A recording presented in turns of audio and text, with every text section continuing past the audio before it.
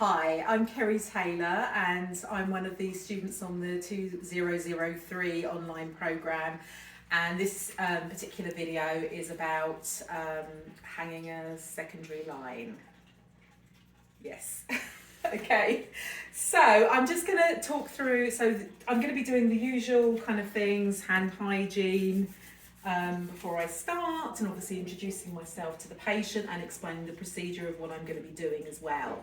Okay, the very first thing that I need to do is check the doctor's orders and confirm the medication that I'm going to be administering through this line.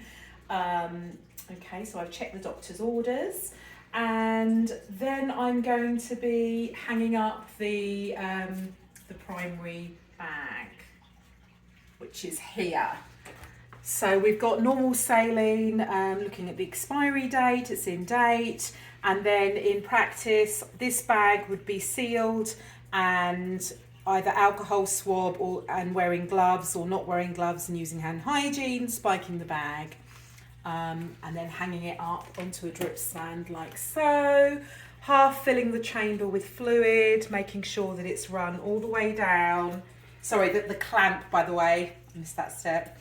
The clamp is always on at the start, okay? But as I'm priming the bag, I'm releasing the clamp and letting the fluid fill this entire line right to the bottom, okay? And if anything touches any of the equipment, that needs to be wiped with an alcohol swab there.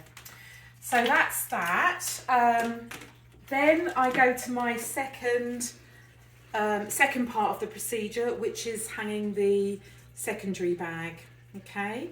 And this is the medication. So this is usually a small bag like this. I have to check the parental manual to make sure the compatibility of the medication, to make sure it's got the right dilutant and is going to be compatible.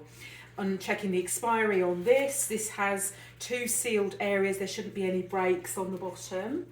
And then I attach one of these labels, which is a medication label, and then the medication as per doctor's order, writing on here and making sure I've signed and dated it. And this particular label goes on the back of that bag so that it's not occluding this information on the front. And at the end of the procedure, so at the end of the infusion, this will be discarded into a confidential waste because it's got the patient's details on it.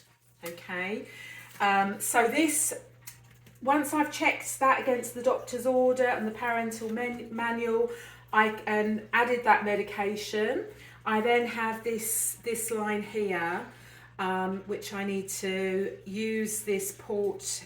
So take this off, alcohol swab it, attach it. I guess I have to do that to show you.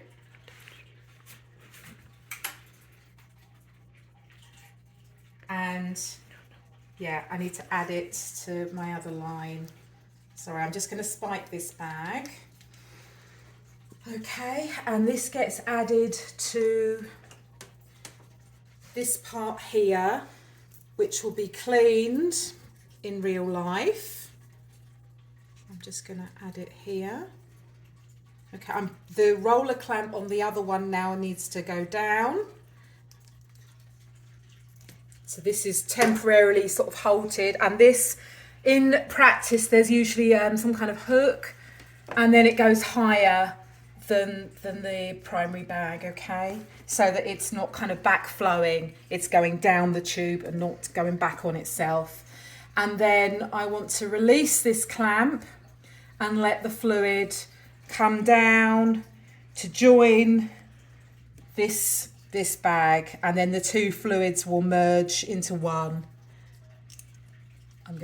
Sorry, it's really hard with this. And I'm gonna just bring this to half full. So you can see it now dripping. And both of these are usually going through machines that we use in practice. And then it's going all the way down, merging with the other fluid. And then I'm priming this line with the medication, so the patient is not just getting saline for the first hour of the infusion. Then, these bags will be both through machines. I'm gonna check check the doctor's order and make sure that I've got the right infusion rate, both of them. My usual checks with medication, make sure that they're the right rate, both of them, and then I can start the infusion. And this end is attached obviously to the patient at the end.